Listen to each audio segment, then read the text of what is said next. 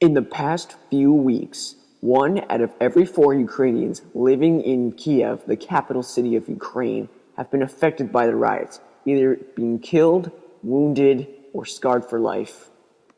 Since December, Ukraine has been going through a full-on riot, which has now evolved into a revolution. But how did this start? And how should we be worried about it? I mean, it's all the way in another country. But here, I'm going to tell you why.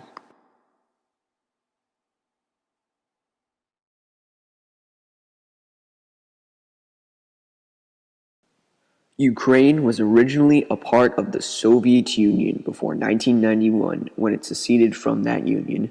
It then became its own country with its own capital but was surrounded by pro-Russian countries, including Russia itself. Ukraine has always been an ally of the Soviet Union, but after seceding from that union, it decided to become more allies with the West. Ukraine had had a deal with the European Union, but the president, Boris Yanukovych, decided to skip that deal and go with what he thought was a better deal with President Putin, forming a Eurasian Union with Russia being the head state, very similar to the old Soviet Union. This made a lot of the civilians in Ukraine to become very mad because they liked how life was better when they were with the West compared to when they were back with Russia as being the head state.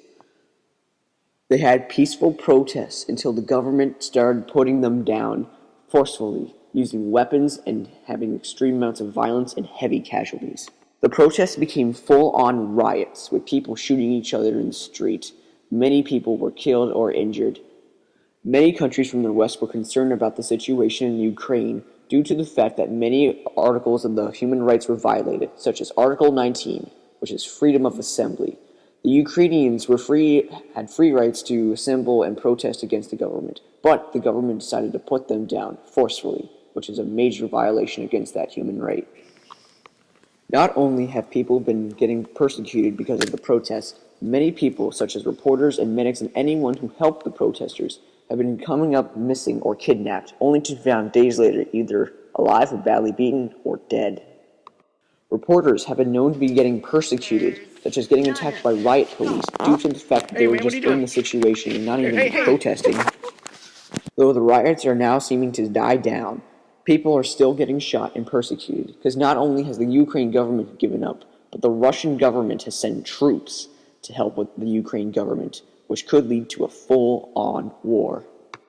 Many Ukrainians believe the situation is getting worse for them because the West is doing nothing to help. They're just simply sitting down and watching the whole situation, because the Ukraine government is getting support from the Russians, which could mean more violence is to come. So what can you do to help Ukraine? To help Ukraine, we must support the US and the UN in its decision to help intervene and help save lives so that more violence can be stopped, but also so we can support the situation for the Ukraine people so they become an independent nation free from Russian control. Don't refrain from helping Ukraine.